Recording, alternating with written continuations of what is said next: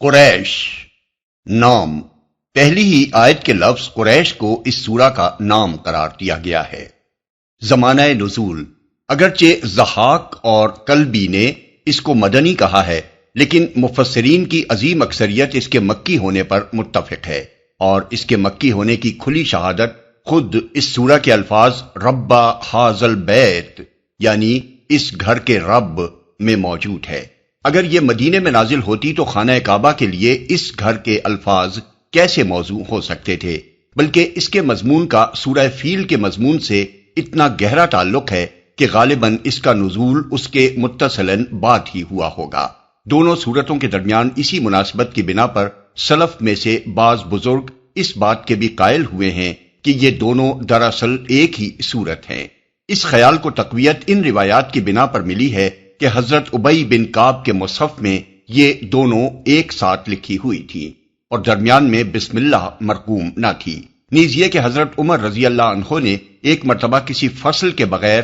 ان دونوں کو ملا کر نماز میں پڑھا تھا، لیکن یہ رائے اس وجہ سے قابل قبول نہیں ہے کہ صحابہ کرام کی عظیم تعداد کے تعاون سے سیدنا عثمان رضی اللہ عنہ نے قرآن مجید کے جو نسخے سرکاری طور پر لکھوا کر بلاد اسلام کے مراکز میں بھجوائے تھے، ان میں دونوں کے درمیان بسم اللہ درج تھی، اور اسی وقت سے آج تک تمام دنیا کے مصاحف میں یہ الگ الگ سورتوں کی حیثیت ہی سے لکھی جاتی رہی ہیں۔ مزید برآں دونوں سورتوں کا انداز بیان ایک دوسرے سے اس قدر مختلف ہے کہ یہ علانیہ دو الگ صورتیں نظر آتی ہیں۔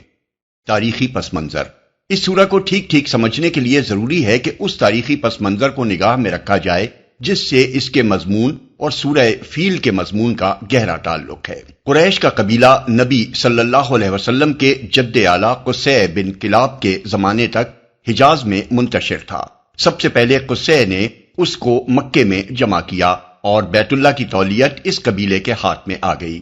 اسی بنا پر قصی کو مجمع یعنی جمع کرنے والے کا لقب دیا گیا۔ اس شخص نے اپنے اعلیٰ درجے کے تدبر سے مکہ میں ایک شہری ریاست کی بنیاد رکھی اور جملہ اطراف عرب سے آنے والے حاجیوں کی خدمت کا بہترین انتظام کیا، جس کی بدولت رفتہ رفتہ عرب کے تمام قبائل اور تمام علاقوں میں قریش کا اثر و رسوخ قائم ہوتا چلا گیا۔ قصی کے بعد اس کے بیٹوں عبد مناف اور عبد الدار کے درمیان مکہ کی ریاست کے مناصب تقسیم ہو گئے، مگر دونوں میں سے عبد مناف کو اپنے باپ ہی کے زمانے میں زیادہ ناموری حاصل ہو چکی تھی اور عرب میں اس کا شرف تسلیم کیا جانے لگا تھا۔ عبد مناف کے 4 بیٹے تھے، ہاشم، عبد شمس، مطلب اور نوفل۔ ان میں سے ہاشم عبد المطلب کے والد اور رسول اللہ صلی اللہ علیہ وسلم کے پردادا کو سب سے پہلے یہ خیال پیدا ہوا کہ اس بین الاقوامی تجارت میں حصہ لیا جائے جو عرب کے راستے بلاد مشرق اور شام و مصر کے درمیان ہوتی تھی، اور ساتھ ساتھ اہل عرب کی ضروریات کا سامان بھی خرید کر لایا جائے تاکہ راستے کے قبائل ان سے مال خریدیں اور مکے کی منڈی میں اندرون ملک کے تجار خریداری کے لیے آنے لگیں۔ یہ وہ زمانہ تھا جب ایران کی ساسانی حکومت اس بین الاقوامی تجارت پر اپنا تسلط قائم کر چکی تھی جو شمالی علاقوں اور خلیج فارس کے راستوں سے رومی سلطنت اور بلاد مشرق کے درمیان ہوتی تھی۔ اس لیے جنوبی عرب سے بحر احمر کے ساحل کے ساتھ ساتھ جو تجارتی راستہ شام و مصر کی طرف جاتا تھا اس کا کاروبار بہت چمک اٹھا تھا۔ دوسرے عربی قافلوں کی بنسبت قریش کو یہ سہولت حاصل تھی کہ راستے کے تمام قبائل بیت اللہ کے خدام ہونے کی حیثیت سے ان کا احترام کرتے تھے۔ حج کے زمانے میں نہایت فیاضی کے ساتھ حاجیوں کی جو خدمت قریش کے لوگ کرتے تھے اس کی بنا پر سب ان کے احسان مند تھے۔ انہیں اس امر کا کوئی خطرہ نہ تھا کہ راستے میں کہیں ان کے قافلوں پر ڈاکہ مارا جائے گا۔ راستے کے قبائل ان سے راہگزر کے وہ بھاری ٹیکس بھی وصول نہ کر سکتے تھے جو دوسرے قافلوں سے طلب کیا جاتا تھا۔ ہاشم نے انہی تمام پہلوؤں کو دیکھ کر تجارت کی اسکیم بنائی اور اپنی اس اسکیم میں اپنے باقی تینوں بھائیوں کو شامل کیا۔ شام کے غسانی بادشاہ سے ہاشم نے، حبش کے بادشاہ سے عبد شمس نے، یمنی امراء سے مطلب نے اور عراق و فارس کی حکومتوں سے نوفل نے تجارتی مراعات حاصل کی۔ اس طرح ان لوگوں کی تجارت بڑی تیزی سے ترقی کرتی چلی گئی۔ اسی بنا پر یہ چاروں بھائی متجرین یعنی تجارت پیشہ کے نام سے مشہور ہو گئے، اور جو روابط انہوں نے گرد و پیش کے قبائل اور ریاستوں سے قائم کیے تھے ان کی بنا پر ان کو اصحاب الایلاف بھی کہا جاتا تھا، جس کے لفظی معنی الفت پیدا کرنے والوں کے ہیں۔ اس کاروبار کی وجہ سے قریش کے لوگوں کو شام، مصر، عراق، ایران، یمن اور حبش کے ممالک سے تعلقات کے وہ مواقع حاصل ہوئے اور مختلف ملکوں کی ثقافت و تہذیب سے براہ راست سابقہ پیش آنے کے باعث ان کا معیار دانش و بینش اتنا بلند ہوتا چلا گیا کہ عرب کا کوئی دوسرا قبیلہ ان کی ٹکر کا نہ رہا۔ مال و دولت کے اعتبار سے بھی وہ عرب میں سب پر فائق ہو گئے اور مکہ جزیرۃ العرب کا سب سے زیادہ اہم تجارتی مرکز بن گیا۔ ان بین الاقوامی تعلقات کا ایک بڑا فائدہ یہ بھی ہوا کہ عراق سے یہ لوگ وہ رسم الخط لے کر آئے جو بعد میں قرآن مجید لکھنے کے لیے استعمال ہوا۔ عرب کے کسی دوسرے قبیلے میں اتنے پڑھے لکھے لوگ نہ تھے جتنے قریش میں تھے۔ انہی وجوہ سے نبی صلی اللہ علیہ وسلم نے فرمایا تھا کہ قریش قادۃ الناس، قریش لوگوں کے لیڈر ہیں۔ مسند احمد، مرویات عمرو بن العاص۔ اور حضرت علی رضی اللہ عنہ کی روایت بہقی میں ہے کہ حضور صلی اللہ علیہ وسلم نے فرمایا، پہلے عرب کی سرداری قبیلہ حمیر والوں کو حاصل تھی، پھر اللہ تعالیٰ نے وہ ان سے سلب کر کے قریش کو دے دی۔ قریش اسی طرح ترقی پر ترقی کرتے چلے جا رہے تھے کہ مکہ پر ابرہہ کی چڑھائی کا واقعہ پیش آ گیا۔ اگر اس وقت ابرہہ اس شہر مقدس کو فتح کرنے اور کعبے کو ڈھا دینے میں کامیاب ہو جاتا تو عرب میں قریش ہی کی نہیں، خود کعبے کی دھاک بھی ختم ہو جاتی۔ زمانہ جاہلیت کے عرب کا یہ عقیدہ متزلزل ہو جاتا کہ یہ گھر واقعی بیت اللہ ہے۔ قریش کو اس گھر کے خادم ہونے کی حیثیت سے جو احترام پورے ملک میں حاصل تھا وہ یکلخت ختم ہو جاتا۔ مکہ تک حبشیوں کی پیش قدمی کے بعد رومی سلطنت آگے بڑھ کر شام اور مکہ کے درمیان کا تجارتی راستہ بھی اپنے قبضے میں لے لیتی اور قریش اس سے زیادہ خستہ حالی میں مبتلا ہو جاتے جس میں وہ قصے بن کلاب سے پہلے مبتلا تھے۔ لیکن جب اللہ تعالیٰ نے اپنی قدرت کا یہ کرشمہ دکھایا کہ پرندوں کے لشکروں نے سنگریزے مار مار کر ابرہہ کی لائی ہوئی 60,000 حبشی فوج کو تباہ و برباد کر دیا اور مکہ سے یمن تک سارے راستے میں جگہ جگہ اس تباہ شدہ فوج کے آدمی گر گر کر مرتے چلے گئے، تو کعبہ کے بیت اللہ ہونے پر تمام اہل عرب کا ایمان پہلے سے بدرجہ زیادہ مضبوط ہو گیا اور اس کے ساتھ قریش کی دھاک بھی ملک بھر میں پہلے سے زیادہ قائم ہو گئی۔ اب عربوں کو یقین ہو گیا کہ ان لوگوں پر اللہ کا فضل خاص ہے۔ وہ بے کھٹ کے عرب کے ہر حصے میں جاتے اور اپنے تجارتی قافلے لے کر ہر علاقے سے گزرتے۔ کسی کی یہ جرت نہ تھی کہ ان کو چھیڑتا۔ انہیں چھیڑنا تو درکنار، ان کی امان میں کوئی غیر قریشی بھی ہوتا تو اس سے کوئی تعرض نہ کیا جاتا تھا۔ مقصود کلام،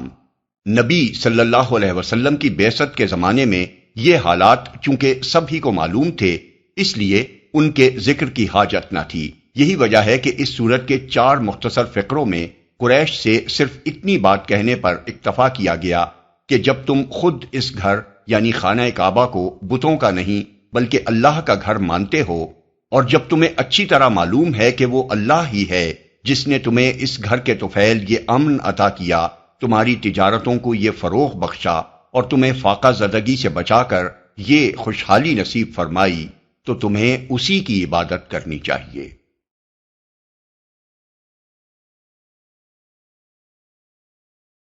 اعوذ باللہ من الشیطان الرجیم، بسم اللہ الرحمن الرحیم، لإیلاف قریش إيلافهم رحلة الشتاء والصيف فليعبدوا رب هذا البيت الذي أطعمهم من جوع وآمنهم من خوف۔ چونکہ قریش مانوس ہوئے یعنی جاڑے اور گرمی کے سفروں سے مانوس، لہذا ان کو چاہیے کہ اس گھر کے رب کی عبادت کریں جس نے انہیں بھوک سے بچا کر کھانے کو دیا اور خوف سے بچا کر امن عطا کیا۔ مانوس ہوئے اصل الفاظ ہیں لإیلاف قریش، ایلاف الف سے ہے جس کے معنی خوگر ہونے، مانوس ہونے، پھٹنے کے بعد مل جانے اور کسی چیز کی عادت اختیار کرنے کے ہیں۔ اردو زبان میں الفت اور مالوف کے الفاظ بھی اسی سے ماخوذ ہیں۔ ایلاف سے پہلے جو لام آیا ہے اس کے متعلق عربی زبان کے بعض ماہرین نے یہ رائے ظاہر کی ہے کہ یہ عربی محاورے کے مطابق تعجب کے معنی میں ہے۔ مثلا عرب کہتے ہیں لزیدم وما صنعنا بہ، یعنی ذرا اس زید کو تو دیکھو کہ ہم نے اس کے ساتھ کیسا نیک سلوک کیا اور اس نے ہمارے ساتھ کیا کیا۔ پس لإلاف قریشن کا مطلب یہ ہے کہ قریش کا رویہ بڑا ہی قابل تعجب ہے کہ اللہ ہی کے فضل کی بدولت وہ منتشر ہونے کے بعد جمع ہوئے اور ان تجارتی سفروں کے خوگر ہو گئے جو ان کی خوشحالی کا ذریعہ بنے ہوئے ہیں، اور وہ اللہ ہی کی بندگی سے روگردانی کر رہے ہیں۔ یہ رائے اخفش، کسائی اور فرا کی ہے، اور اس رائے کو ابن جریر نے ترجیح دیتے ہوئے لکھا ہے کہ عرب جب اسلام کے بعد کسی بات کا ذکر کرتے ہیں تو وہی بات یہ ظاہر کرنے کے لیے کافی سمجھی جاتی ہے کہ اس کے ہوتے جو شخص کوئی رویہ اختیار کر رہا ہے وہ قابل تعجب ہے۔ بخلاف اس کے خلیل بن احمد سیبویہ اور زمخشری کہتے ہیں کہ یہ لام تعلیل ہے اور اس کا تعلق آگے کے فقرے فَلْيَعْبُدُوا رَبَّ هَذَا الْبَيْتِ سے ہے۔ مطلب اس کا یہ ہے کہ یوں تو قریش پر اللہ کی نعمتوں کا کوئی شمار نہیں، لیکن اگر کسی اور نعمت کی بنا پر نہیں تو اسی ایک نعمت کی بنا پر وہ اللہ کی بندگی کریں کہ اس کے فضل سے وہ ان تجارتی سفروں کے خوگر ہوئے، کیونکہ یہ بجائے خود ان پر اس کا بہت بڑا احسان ہے۔ سفروں سے مانوس۔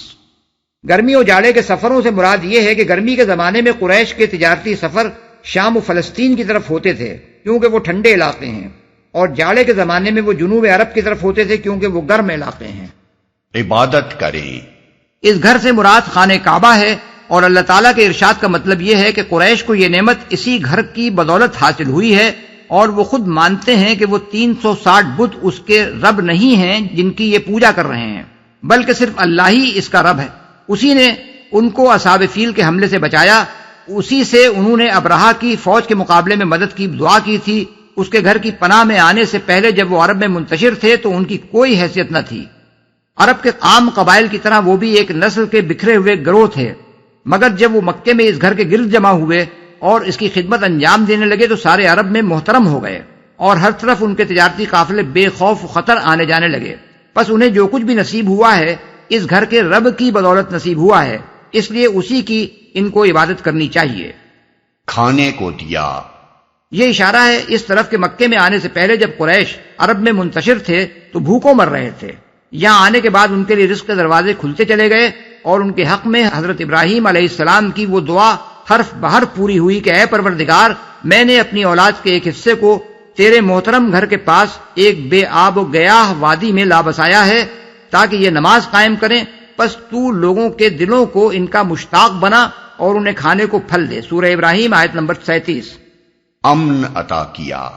یعنی جس خوف سے عرب کی سرزمین میں کوئی محفوظ نہیں ہے اس سے یہ محفوظ ہیں۔ عرب کا حال اس دور میں یہ تھا کہ پورے ملک میں کوئی بستی ایسی نہ تھی جس کے لوگ راتوں کو چین سے سو سکتے ہوں، کیونکہ ہر وقت ان کو یہ کھٹکا لگا رہتا تھا کہ نہ معلوم کب کوئی غارتگر گروہ اچانک اس پر چھاپا مار دے۔ کوئی شخص ایسا نہ تھا جو اپنے قبیلے کے حدود سے باہر قدم رکھنے کی ہمت کر سکے، کیونکہ اکا دکا آدمی کا زندہ بچ کر واپس آ جانا یا گرفتار ہو کر غلام بن جانے سے محفوظ رہنا گویا امر محال تھا۔ کوئی قافلہ ایسا نہ تھا جو اطمینان سے سفر کر سکے، کیونکہ راستے میں جگہ جگہ اس پر ڈاکہ پڑنے کا خطرہ تھا،